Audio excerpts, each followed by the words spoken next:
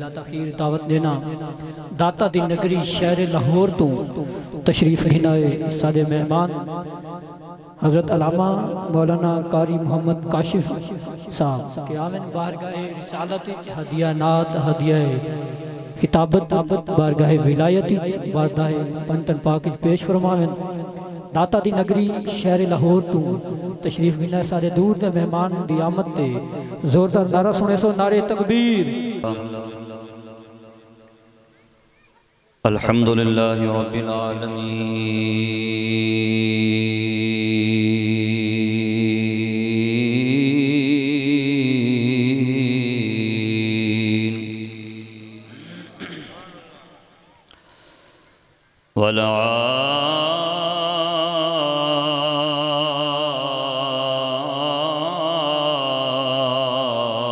والعاقبۃ للمتقین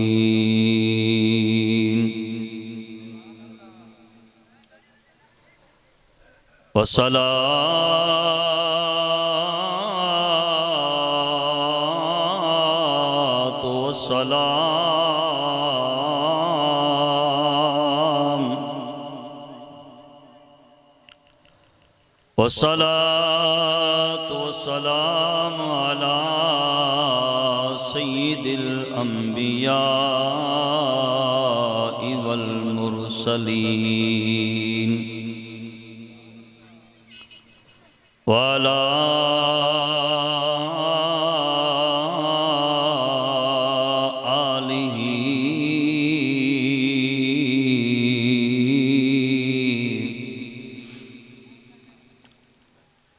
آلہ وأصحابہ اجمعین اما بعد فاعوذ باللہ من الشیطان الرجیم بسم اللہ الرحمن الرحیم انما يريد الله ليذهب عنكم الرجس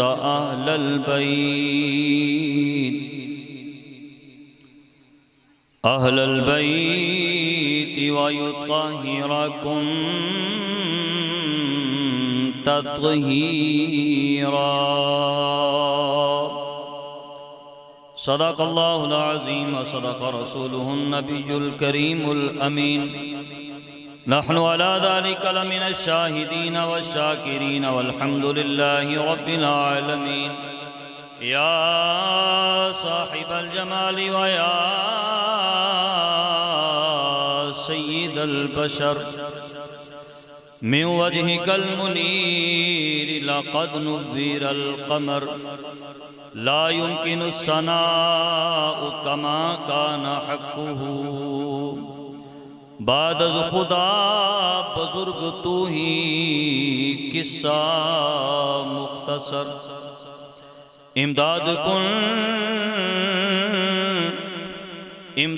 کن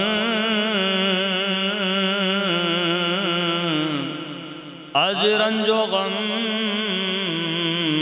آزاد کن در دین و دنیا شاد کن یا غوث اعظم دستگیر گنج بخش فیض عالم مظہر نور خدا نا کی سارا پیر کامل آرا رہنما بگردہ بلا افتاد کشتی مدد کن یا معین الدین چشتی فریدہ دستگیرہ بادشاہ مرشدہ خواجہ بطفیل رحمت للعالمین چشم کرم برما ان اللہ وملائکتہ یصلون علی النبی یا ایہا الذین آمنوا صلوا علیہ وسلموا تسلیما بابا ذکر پڑھ لیجئے صلاۃ و سلام علیکہ یا سیدی یا رسول اللہ.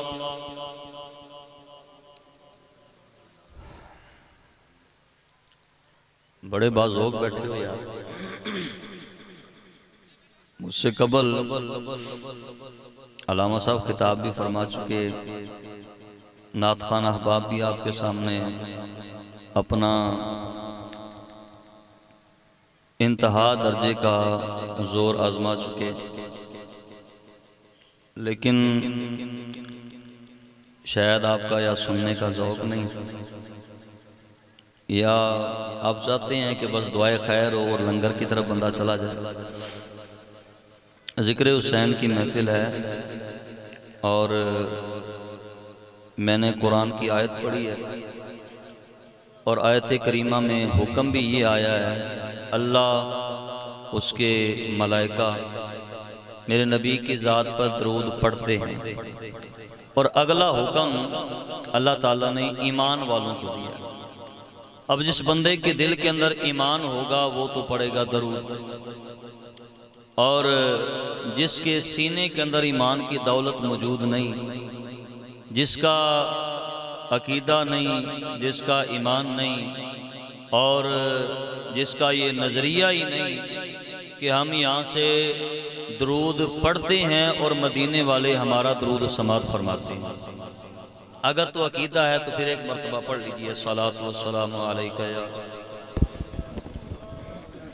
وعلی آلکہ و اصحابکہ یا سیدی یا حبیب اللہ صلاۃ و سلام علیکہ یا سیدی یا نبی اللہ وعلی آلکہ و اصحابکہ یا سیدی یا رحمت للعالمین. دارین کا سلطان حسین ابن علی ہے، جس کو سمجھ آئے گی بولے گا دارین کا سلطان حسین ابن علی ہے.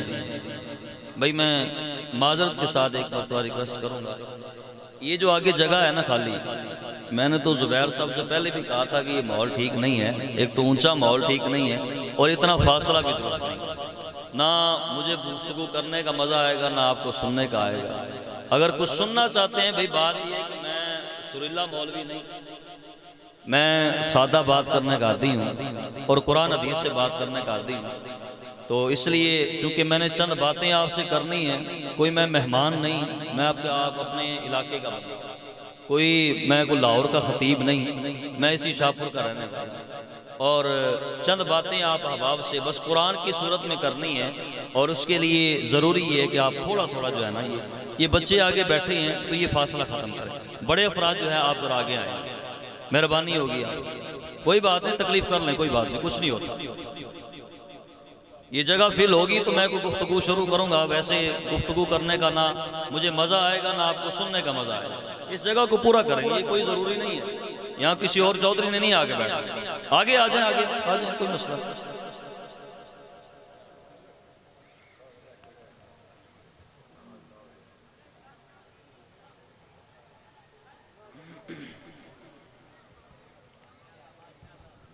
ہمارے ہاں اصل ایک رواج ہے کہ جس وقت خطیب آ کے منبر پر بیٹھتا ہے تو ہماری کوشش ہوتی ہے کہ وہ گفتگو بھی خود کرے اور سبحان اللہ بھی خود ہی کرے.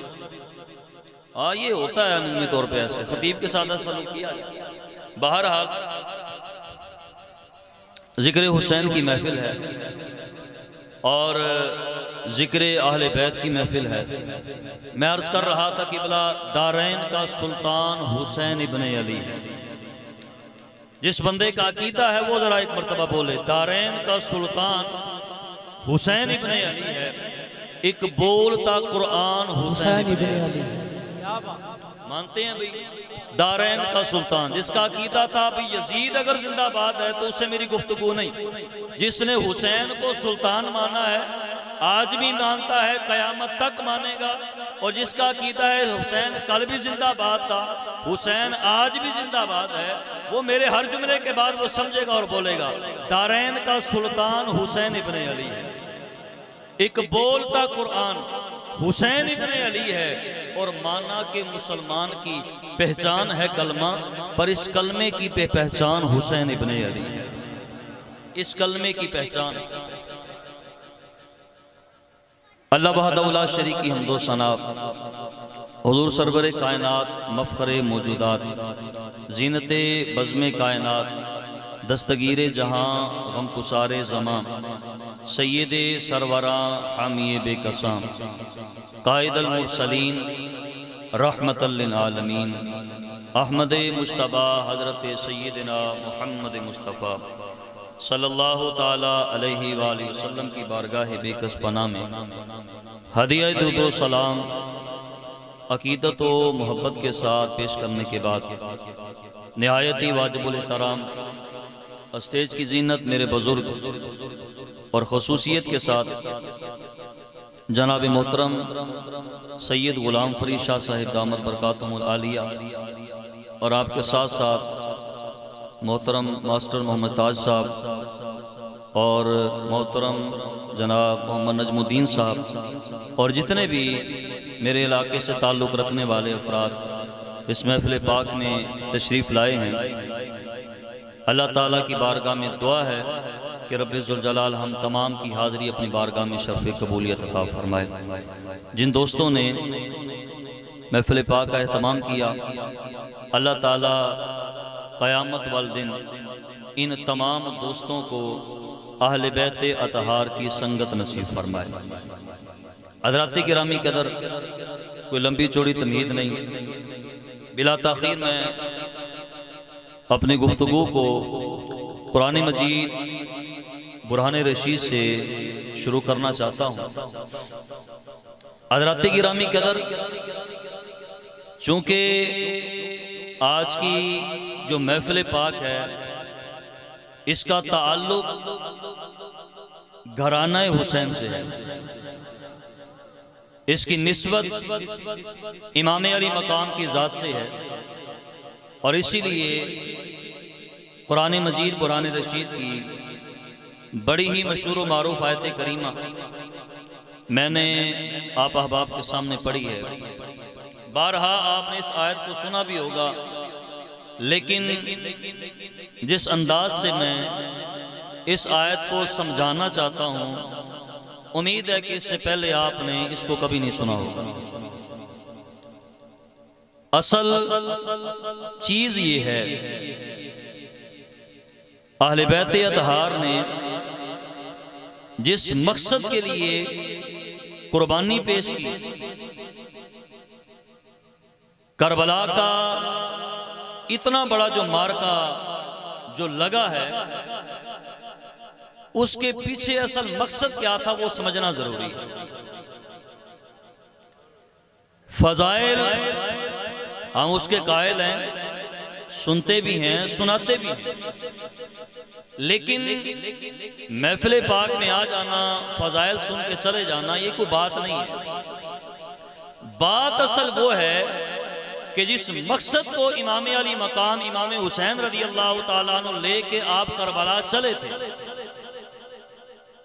جس نظام کی خاطر آپ چلے تھے، جس کتاب کی حفاظت کی خاطر آپ چلے تھے، جس دین کی حفاظت کی خاطر آپ چلے تھے، اصل مقصد یہ ہے کہ اس دین کو سمجھا جائے، اور جس قرآن کے لیے آپ چلے تھے اس قرآن کو سمجھا جائے، اور اس قرآن کی تعلیمات کو سمجھا جائے۔ اس لیے میں نے یہ چاہا کہ قرآن مجید برہان رشید کی اس آیت کریمہ پہ ذرا غور کیا جائے۔ اللہ تبارک و تعالیٰ نے ارشاد فرمایا انما یرید اللہ لیذہب عنکم الرجس اہل البیت ویطہرکم تطہیرا۔ آیت پہلے بھی آپ نے بہت مرتبہ سنی ہے، لیکن ذرا توجہ کی ضرورت ہے۔ اس آیت کریمہ میں اللہ تعالیٰ نے یہ مفہوم بیان فرمایا ہے کہ اے نبی کے گھر والوں، اللہ تعالیٰ کی چاہت یہ ہے، رب کا ارادہ یہ ہے، اللہ چاہتا یہ ہے کہ تم سے ہر قسم کی ناپاکی کو اللہ تعالیٰ دور فرما دے۔ سمجھ آ رہی ہے بات میری؟ اب اس آیت کریمہ میں جو سب سے پہلا لفظ آیا ہے میں اسی کے لحاظ سے ذرا قرآن سمجھانا چاہتا ہوں۔ اللہ تعالیٰ نے ارشاد فرمایا انما یرید اللہ، کہ بے شک اللہ تبارک و تعالیٰ کا یہ ارادہ ہے، رب نے یہ ارادہ فرما لیا ہے، اللہ تبارک و تعالیٰ کا یہ ارادہ ہے۔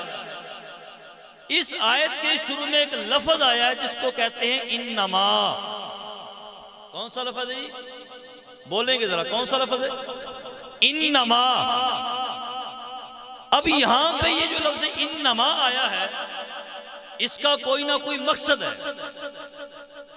قرآن کا یاد رکھیں کوئی بھی لفظ ہوگا کوئی بے مقصد نہیں ہوگا، ہر لفظ کا کوئی نہ کوئی مقصد ہوتا ہے۔ اب یہاں پہ اس مقام پہ اللہ تبارک و تعالیٰ نے فرمایا انما یرید اللہ، یہ جو لفظ انما کا استعمال اللہ نے فرمایا ہے اس کی وجہ کیا ہے؟ تو یاد رکھیں پورا قرآن آپ پڑھ کے دیکھ لیں، قرآن کے اندر جہاں بھی لفظ انما آئے گا، قابل توجہ پہلا جملہ ہے میرا، قرآن کے اندر جہاں بھی لفظ انما آئے گا یہ انما بتاتا ہے کہ میرے بعد جو بات آ رہی ہے اس جیسا کوئی نہیں۔ سمجھے میری بات؟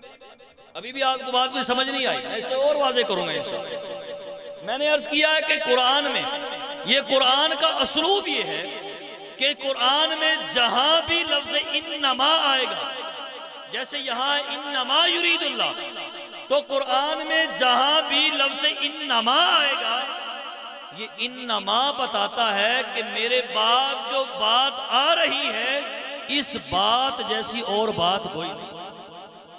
اس کی مثال لے لیں، اس کی مثال بھی قرآن سے دوں گا۔ اللہ تبارک و تعالیٰ نے قرآن مجید میں ارشاد فرمایا انما المؤمنون اخوۃ۔ اب یہاں بھی لفظ کیا آیا جی؟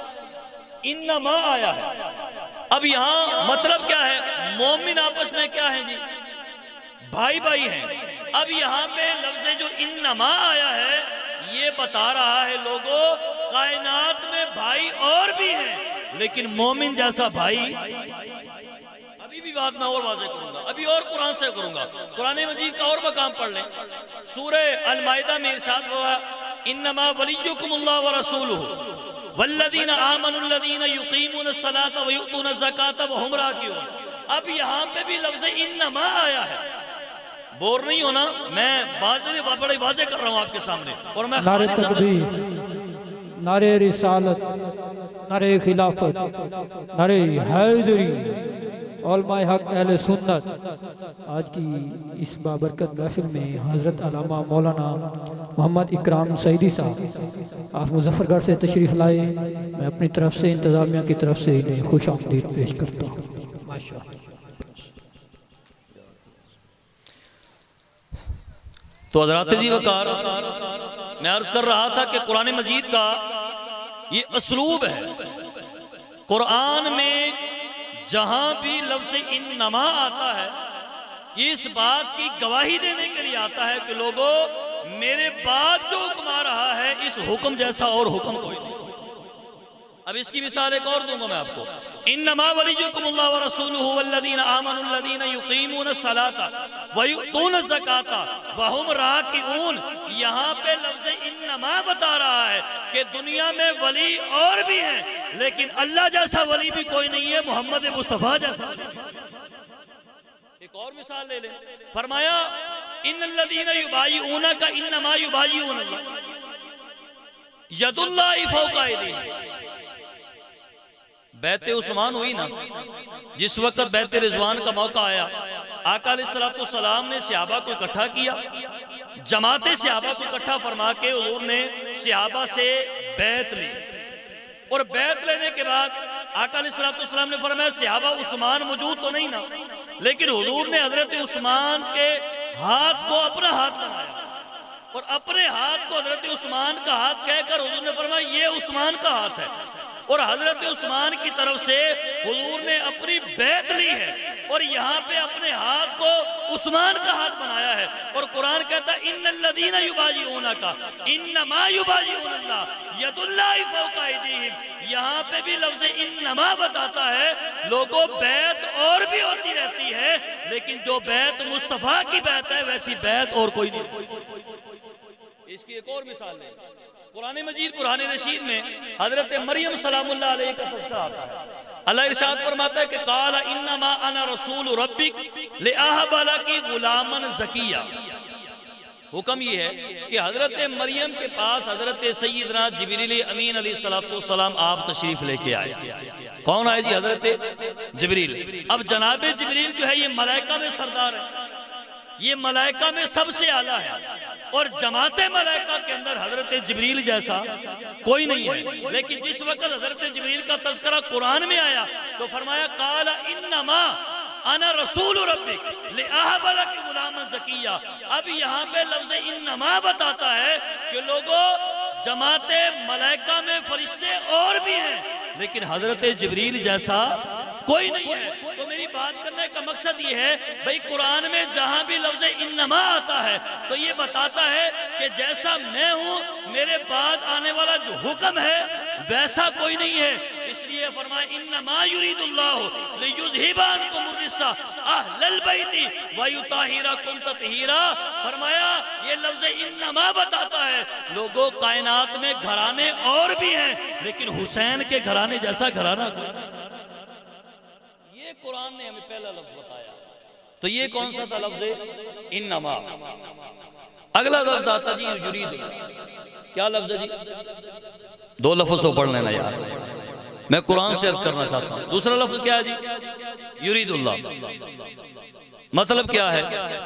اللہ تعالیٰ کا ارادہ، چاہت۔ اب یہ لفظ یرید اللہ جو ہے یہ گرامر کے اعتبار سے مضارع ہے، یوں کہہ لیں پریزنٹ کنٹینیو ٹینس ہے۔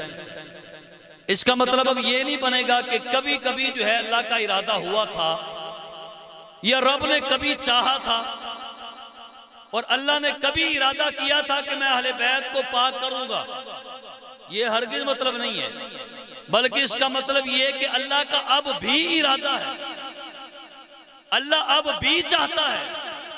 یرید اللہ، اللہ کا ارادہ یہ ہے، رب کی چاہت یہ ہے۔ یاد رکھیں پورے قرآن کو آپ پڑھ کے دیکھیں تو سارے قرآن میں ارادے آپ کو دو ملیں گے۔ کتنے ارادے ملیں گے جی؟ بولیے نا ذرا، کتنے؟ دو طرح کے آپ کو ارادے ملیں گے۔ مجھے زیادہ عادت نہیں ہے کہ میں کھپتا رہوں جی سبحان اللہ کو جی فلانا کو جی، میری بس مقصد ایک ہی ہے کہ آپ گفتگو ذرا توجہ سے سماعت کریں۔ پورے قرآن کے اندر آپ کو ارادے دو ملیں گے، ایک ارادے کو ارادہ تشریعی کہا جاتا ہے اور ایک ارادے کو ارادہ تکوینی کہا جاتا ہے۔ ایک ارادہ ہے اس کو ارادہ شرعی کہتے ہیں اور ایک ارادہ ہے اس ارادے کو ارادہ تکوینی کہتے ہیں۔ ارادہ شرعی کسے کہتے ہیں؟ ارادہ شرعی اس کو کہتے ہیں حکم اللہ کا ہو لیکن اس کے اندر فعل بندے کا، حکم اللہ کا اور اس میں فعل بندے کا۔ مثال قرآن مجید قرآن رشید میں اللہ نے ارشاد فرمایا یا ایھا الذین آمنوا کتب علیکم الصیام کما کتب علی الذین من قبلکم لعلکم تتقون۔ اللہ تعالیٰ کا حکم یہ ہے کہ روزے رکھو۔ حکم کس کا ہے جی؟ بولیے نا، حکم کس کا ہے؟ رکھنے کس نے؟ رکھنے کس نے ہے جی؟ یعنی حکم اللہ کا اور فعل وَلِلَّهِ عَلَى النَّاسِ حَجُّ الْبَيْتِ مَنِ اسْتَطَاعَ إِلَيْهِ سَبِيلًا۔ اللہ چاہتا یہ ہے کہ بندے حج کریں۔ حکم کس کا ہے جی؟ اور کرنا کس نے؟ بندے نے۔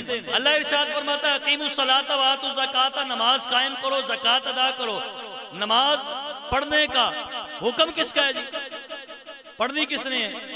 یعنی یہ وہ سارے امور ہیں کہ جس کے اندر جو ہے جن کو ارادہ شرعی کہا جاتا ہے، جس میں حکم اللہ کا ہے اور فعل بندے کا ہے۔ اسی طرح آپ قرآن پڑھتے چلے جائیں تو سارے قرآن کے اندر آپ کو بہت سے ایسے ارادے ملیں گے کہ جس کے اندر حکم اللہ کا ہوگا اور فعل بندے کا ہوگا۔ کوئی بھی مقام ایسا نہیں ہوگا سوائے ایک مقام کے کہ جہاں حکم بھی اللہ کا ہو اور فعل بھی اللہ کا ہو۔ ہر مقام جہاں بھی آیا وہاں حکم بھی اللہ کا، فعل بھی بندے کا، حکم اللہ کا، فعل بندے کا، حکم اللہ کا، فعل بندے کا۔ لیکن سارے قرآن میں ایک مقام ہمیں وہ ملتا ہے جہاں پہ حکم بھی اللہ کا ہے اور فعل بھی اللہ کا ہے۔ وہ ایک مقام یہ آیت تطہیر ہے جس میں اللہ نے فرمایا انما یرید اللہ لیذھب عنکم الرجس اہل البیت ویطہرکم تطہیرا۔ حسین کا گھرانہ پاک رہے، حکم بھی اللہ کا ہے اور اس کو پاک رکھنے کا فعل بھی خود رب الجلال، حکم بھی اللہ کا ہے اور فعل بھی اللہ کا ہے۔ اچھا یہاں پہ ایک اور سوال بھی پیدا ہوتا ہے، بھئی گھرانہ تو اللہ کا بھی ہے، گھر تو اللہ کا بھی ہے۔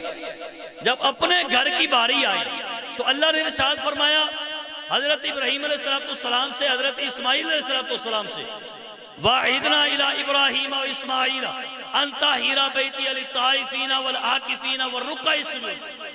اللہ نے ارشاد فرمایا اے پیارے ابراہیم، اے پیارے اسماعیل، میرا گھر تیار ہو گیا، کعبۃ اللہ بن گیا، یا اللہ تیار ہو گیا۔ فرمایا اب اس کو پاک کرنا ہے، رکوع کرنے والوں کے لیے، سجدہ کرنے والوں کے لیے، اعتکاف کرنے والوں کے لیے، ان کو پاک رکھنا ہے۔ جب اپنے گھر کو پاک کرنے کی باری آئی، اپنے گھرانے کو پاک رکھنے کی باری آئی، اپنے کعبے کو پاک کرنے کی باری آئی، اللہ نے ڈیوٹی لگائی بندوں کی، اے بندو تم نے پاک کرنا ہے۔ لیکن جب باری آئی اپنے محبوب کے گھرانے کی تو بندوں کی ڈیوٹی نہیں لگائی۔ یا اللہ وجہ کیا ہے؟ فرمایا وہ گھرانہ ہے میرا، اس کا تعلق ہے میرے ساتھ، اگر اس میں کمی کوتاہی ہو گئی تو فرمایا معاف کر دوں گا، لیکن اہل بیت کا گھرانہ ایسا گھرانہ ہے اس کا تعلق میرے محبوب کی ذات کے ساتھ ہے، یہ حسین کا گھرانہ ہے، کسی اور کے ذمہ نہیں لگاتا، اس کو میں خود پاک فرما دوں۔ نعرہ حیدری۔ تو یہ اللہ تبارک و تعالیٰ نے اس مقام پہ جو ہے حضرت اہل بیت اطہار کے گھرانے کی عظمت کو اس انداز میں قائم فرمایا کہ ساری چیزوں کا ذمہ اللہ تبارک و تعالیٰ نے انسانیت کے ذمہ لگایا ہے۔ لیکن جب باری آئی محبوب کے گھر کی اور آئی اہل بیت اطہار کی تو فرمایا بندوں پہ نہیں چھوڑا، بندوں کی ذات پہ نہیں چھوڑا، بلکہ اللہ تبارک و تعالیٰ نے خود اپنے محبوب کے گھرانے کو پاک اور طاہر فرمایا۔ انما یرید اللہ۔ اگلا لفظ آتا جی اہل البیت۔ کون سا لفظ جی؟ کون سا لفظ؟ بول لینا یار، کون سا؟ اہل البیت۔ اہل بیت اگلا سوال اہل بیت اطہار ہیں کون؟ کون سے نفوس قدسیہ ہیں؟ اس اعتبار سے اگر آپ کتب کا مطالعہ کریں تو آپ کو دو طرح کے اقوال ملیں گے، اور اس آیت کریمہ کی تفسیر میں مفسرین کے بے شمار اقوال آپ کو نظر آئیں گے، اور وہ اقوال دو صورتوں میں ہیں۔ پہلی صورت فرمایا کہ اہل بیت سے مراد نبی کریم صلی اللہ علیہ وآلہ وسلم کی ازواج مطہرات ہیں، پہلا قول۔ دوسرا قول یہ ہے اہل بیت اطہار سے مراد حضرت سیدہ کائنات، مخدومہ کائنات، جگر گوشہ مصطفیٰ، جگر پارہ مصطفیٰ، حضرت سیدہ طیبہ طاہرہ، حضرت سیدہ فاطمہ الزہرا سلام اللہ علیہا آپ کی ذات، جناب مولا علی رضی اللہ تعالیٰ عنہ آپ کی ذات، امام حسن کی ذات ہے، حضرت امام حسین کی ذات ہے، اور آقا علیہ السلام کی ذات والا صفات ہے۔ یہ پوری تاریخ و حدیث و تفسیر کے اندر آپ کو یہ دو اقوال ملے، تیسرا قول جو ہے آپ کو نہیں ملے۔ تو یہ دو قول ہیں، پتہ یہ چلا کہ اہل بیت سے مراد، مختصر جملہ یہ ہے، اہل بیت سے مراد وہ نفوس قدسیہ ہیں وہ لوگ ہیں کہ جس کا تعلق جو ہے وہ مصطفیٰ کریم صلی اللہ علیہ وسلم کی ذات والا صفات کے ساتھ، جس کی نسبت حضور کی ذات کے ساتھ ہے۔ اور ان نفوس قدسیہ میں سب سے پہلی ذات جو ہے وہ حضرت سیدنا مولا علی رضی اللہ تعالیٰ عنہ آپ کی ذات والا صفات ہے۔ آقا علیہ السلام کی ذات تو ورا الورا ہے، حضور کا مقام، حضور کا مرتبہ، آپ کی شان و شوکت، آپ کی عظمت، کائنات کے اندر جتنے بھی افراد ہیں حضرت آدم سے لے کر عیسیٰ علیہ السلام تک، کائنات کے اندر جتنے بھی لوگ ہیں اور قیامت تک جتنے بھی آنے والے ہیں، فرمایا سارے اکٹھے ہو جائیں، ساروں کی شانوں کو جمع کر لیا جائے تو فرمایا میرے مصطفیٰ کی شان کا ایک پہلو بھی مکمل نہیں ہو سکتا۔ آپ کا مقام یہ ہے اور آپ کا مرتبہ یہ ہے۔ اور جناب حضرت مولا علی کی بات کریں تو فرمایا امام حسن پاک سے لے کر امام مہدی پاک تک امامت کے باب کو علی کہتے ہیں۔ میرے جملہ آپ نے سنا نہیں ہے، میں کہہ رہا ہوں امام حسن پاک سے لے کر امام مہدی پاک تک امامت کے باب کو علی کہتے ہیں۔ اور اگلا جملہ سنیے، امامت و ولایت جس دروازے پر ہاتھ باندھ کے کھڑی ہو جائے اس گھر کے مالک کو علی کہتے ہیں۔ اور اگلا جملہ،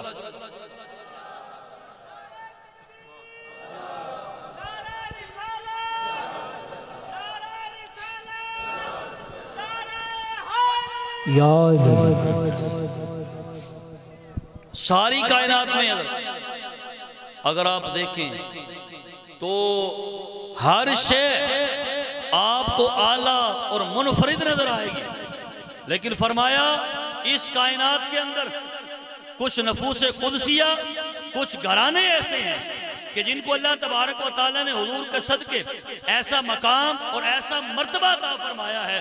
فرمایا قیامت تک گھرانے بڑے بڑے آئیں گے، لیکن حضرت جبریل حضور کی بارگاہ میں آئے اور آ کے عرض کرتے یا رسول اللہ قلبت مشارق الارض ومغاربها فلم اجد رجلا افضل من محمد ولم ارى بیتا من بیت محمد۔ یا رسول اللہ میں نے مشرق مغرب شمال جنوب ہر شے کو میں نے چھان مارا ہے، لیکن آپ سے افضل نہ تو مجھے کوئی بندہ نظر آیا ہے اور آپ کے گھرانے سے بہتر نہ مجھے اور کوئی گھرانہ نظر آیا۔ تو فرمایا حضرت سیدنا مولا علی رضی اللہ تعالیٰ عنہ، میں مختصر جملوں میں جو ہے اب اینڈ کی طرف آ رہا ہوں، حضرت سیدنا مولا علی رضی اللہ تعالیٰ عنہ آپ کی ذات والا صفات ان ہستیوں میں سے ہے کہ جس کے بارے میں میرے آقا علیہ السلام نے اپنی ظاہری حیات طیبہ میں فرما دیا تھا، لوگو النظر الی وجہ علی عبادہ، قیامت تک آنے والے لوگوں اس دنیا میں رہتے ہوئے جو بندہ علی کو دیکھ لیتا ہے، علی کے چہرے کو دیکھنا عبادت ہے، لیکن یا رسول اللہ قیامت تک کوئی لوگ ایسے بھی ہوں گے جو علی کو نہیں دیکھ پائیں گے، ان کے لیے کیا حکم ہے؟ فرمایا الذکر علی عبادہ، لوگوں علی کے جہاں چہرے کو دیکھنا عبادت ہے وہاں علی کا ذکر کر لینا بھی ہے۔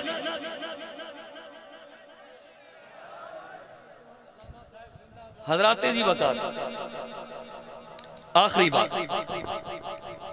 آل بیت اطہار کا اگر ذکر جاری رکھا جائے تو احادیث جو ہے وہ کثیر تعداد میں موجود ہیں، آقا علیہ السلام کے فرامین کثیر تعداد میں موجود ہیں، اور اس وقت میرے ذہن میں وہ بے شمار فضائل موجود ہیں کہ جس میں آقا علیہ السلام نے ان ہستیوں کے مقام اور مرتبے کو بیان فرمایا ہے، لیکن چونکہ میں ان کا مختصر تعارف کرانا چاہتا تھا، جناب حضرت سیدنا مولا علی رضی اللہ تعالیٰ عنہ آپ کی ذات، اور دوسرے نمبر پہ حضرت سیدہ کائنات حضرت سیدہ فاطمہ الزہرا رضی اللہ تعالیٰ عنہ، آپ کے حوالے سے میرے پاس بس کچھ چند جملے ہیں، ان جملوں میں نے بس آپ کا ذوق دیکھنا ہے، اس کے بعد مائک میں نے قبلہ کے حوالے کر دینا ہے۔ حضرات ایک بات یاد رکھیے گا، اس کائنات کے اندر جتنی بھی خواتین موجود ہیں، جتنی قیامت تک آنے والی ہیں، ہر عورت کو اللہ تبارک و تعالیٰ نے 3 طرح کے مقام عطا فرمائے۔ کتنی طرح کے جی؟ 3 طرح کے مقام ضرور عطا فرمائے. یہ میرے آخری جملے ہیں اور انہی پر اختتام. ہر عورت کو اللہ تعالیٰ نے 3 طرح کے مقام ضرور عطا فرمائے. یہ مقام آپ کی بہن بیٹی اور ماں کے لیے بھی ہے، یہی مقام میری بہن بیٹی اور ہر ایک کے لیے ہے، اور قیامت تک آنے والی ہر عورت کو اللہ تعالیٰ نے یہ مقام عطا فرمایا ہے. وہ مقام کیا ہے؟ پہلا مقام یہ ہے، اگر تو وہ عورت بیٹی ہے تو وہ اپنے باپ کے لیے رحمت ہے. وہ اپنے باپ کے لیے کیا ہے جی؟ بولیے گا ایک مرتبہ، باپ نے کیا؟ رحمت. یہ مقام میری بہن کو بھی حاصل ہے، میری ماں کو بھی حاصل ہے، ہر بیٹی کو یہ مقام حاصل ہے. کائنات کے اندر جو بھی عورت آئے گی، ہر عورت کو یہ مقام حاصل ہے. اگر وہ بیٹی ہے تو اپنے باپ کے لیے رحمت ہے. جس گھر میں آئے گی رحمت کا خزانہ لے کے آئے گی. اس لیے جس گھر میں بیٹی پیدا ہو اس کو پریشان نہیں ہونا چاہیے، اپنے منہ کو نہیں بنانا چاہیے تو یہ کیا ہو گیا جی، بیٹی پیدا ہو گئی جی، یہ کیا ہو گیا. اور یہاں پہ ایک اور بات یاد رکھیں، بیٹا نعمت ہے اور بیٹی رحمت ہے. بیٹا نعمت ہے اور بیٹی کیا ہے؟ رحمت ہے. نعمت پہ حساب ہے، رحمت پہ حساب نہیں. نعمت پہ حساب ہے. بیٹا پیدا ہوا ہے، اس کا حساب قیامت کو دینا ہے. اس نعمت کا اللہ حساب مانگے گا، لیکن اللہ نے تیرے گھر میں جو رحمت عطا فرمائی ہے وہ ایسی رحمت ہے، اللہ تعالیٰ اس رحمت کے صدقے قیامت والے دن تجھے جو ہے جنت کا درجہ عطا فرمائے. تو فرمایا یہ بیٹی جو ہے یہ رحمت ہے، یہ باپ کے لیے رحمت ہے. اگر آپ کی بیٹی ہے آپ کے لیے رحمت ہے، میری بیٹی ہے میری لیے رحمت ہے. کائنات کے اندر پیدا ہونے والی ہر بیٹی اپنے باپ کے لیے رحمت بن کے آتی ہے. میرا پہلا جملہ عظمت سیدہ کائنات پہ ذرا توجہ سے سماعت فرمانا. فرمایا ہر بیٹی جو کائنات کے اندر پیدا ہوتی ہے اپنے باپ کے لیے رحمت بن کے آتی ہے. لیکن واہ سیدہ کائنات، تیری عظمت پہ قربان، تیری شان پہ قربان، کائنات کی ہر بیٹی اپنے باپ کے لیے رحمت ہے. لیکن فرمایا اے سیدہ زہرا، تو اس باپ کے لیے رحمت بن کے آئی ہے جو خود ساری کائنات کے لیے رحمت للعالمین بن کے آئی ہے. یہ مقام، یہ پہلا مرتبہ، یہ پہلی شان جو ہے آقا علیہ السلام کے صدقے اللہ تبارک و تعالیٰ نے حضرت سیدہ کائنات کو عطا فرمایا.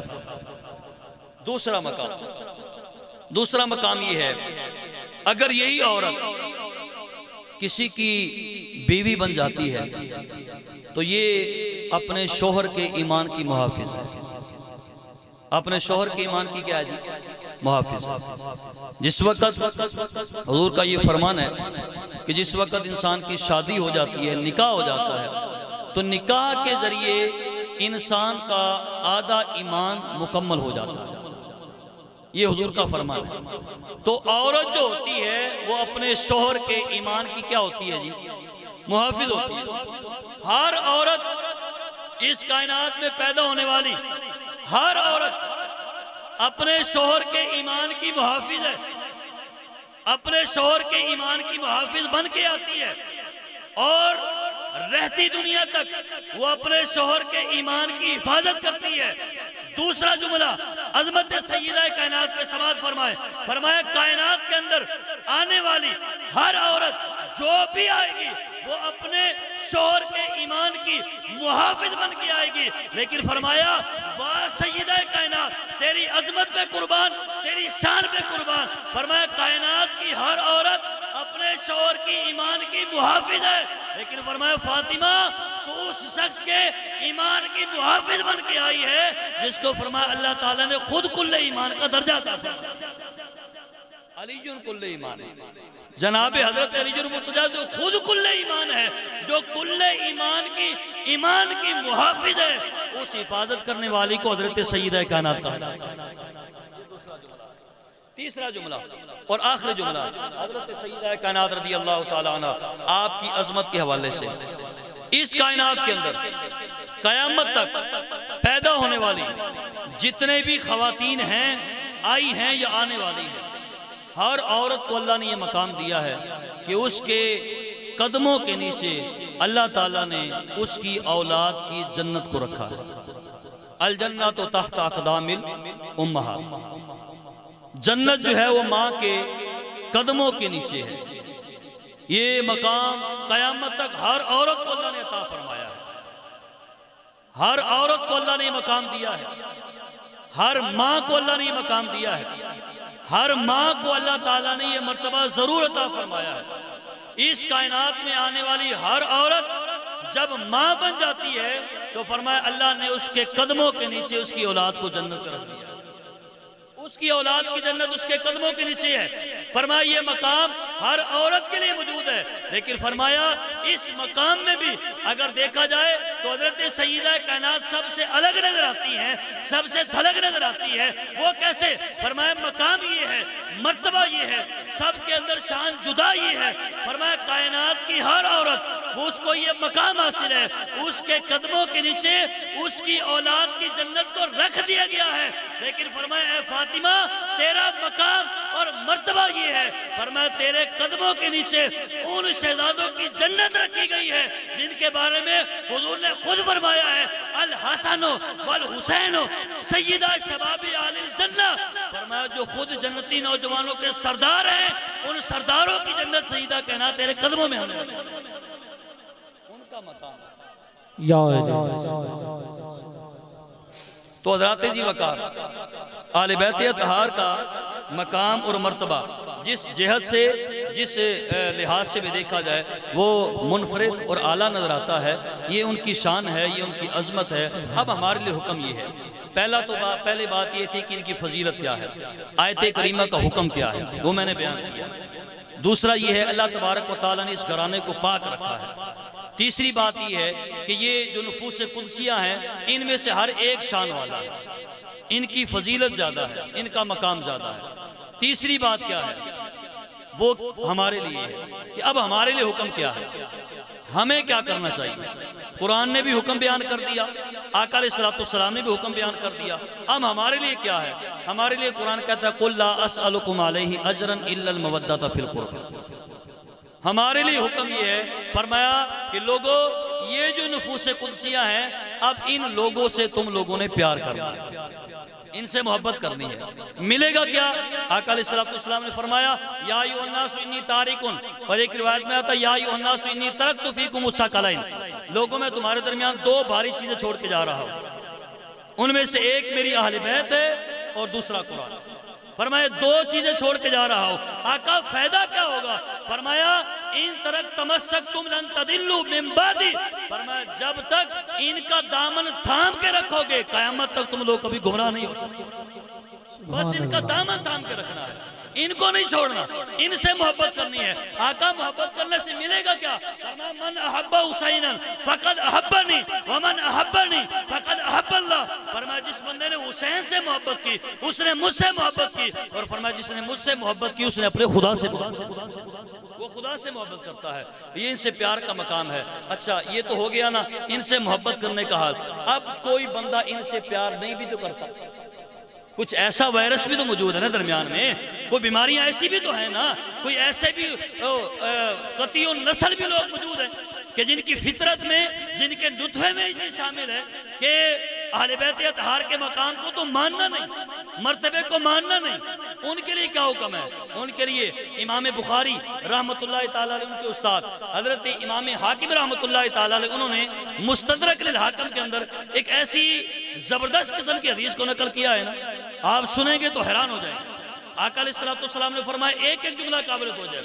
حضور نے فرمایا فَلَوْ أَنَّ رَجُلًا، فرمایا اگر کوئی شخص صفنا بین الرکن والمقام، اگر کوئی شخص کعبۃ اللہ کے اندر رہتا ہو، قابل توجہ آخری جملہ ہے میرا، آخری حدیث پاک، فَلَوْ أَنَّ رَجُلًا صَفَنَ بَيْنَ الرُّكْنِ وَالْمَقَامِ، ایک بندہ ہے جو حجر اسود مقام ابراہیم یعنی کعبۃ اللہ کے اندر رہتا ہو اور کیا کرتا ہو وہیں زندگی گزار دے، اور فرمایا فَصَلَّى نمازیں پڑھتا رہے، وَصَامَ روزے رکھتا رہے، اب آپ توجہ کر سکتے ہیں تو چیزیں کتنی اہم ہیں.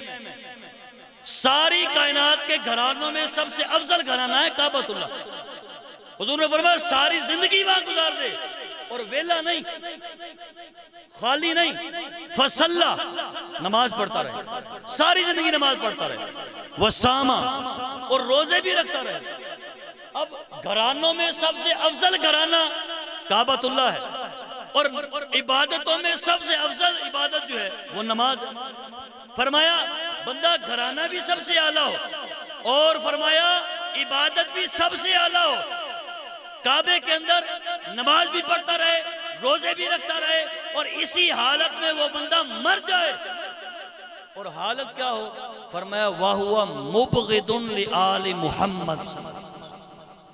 فرمایا سارے معاملات تو ہوں اس کے اندر، نمازی بھی بڑا ہو، پکا نمازی ہو، روزے دار بھی بڑا ہو، حاجی بھی بڑا ہو، پرہیزگار بھی بڑا ہو، اور فرمایا اسی حالت میں اس کے دل کے اندر آل بیت کا بغض ہو، نفرت پائی جاتی ہو. فرمایا پکا نمازی بھی ہو، کعبے کا حاجی بھی ہو، روزہ رکھنے والا بھی ہو، اور کعبے کے اندر مر جائے. فرمایا ایسے بندے کو نہ تو نماز فائدہ دے گی، نہ کعبے کی عبادت فائدہ دے گی. فرمایا قد دخل النار، جب بندہ مرے جنت کی خوشبو تک نصیب نہیں ہوگی، اللہ جہنم میں داخل.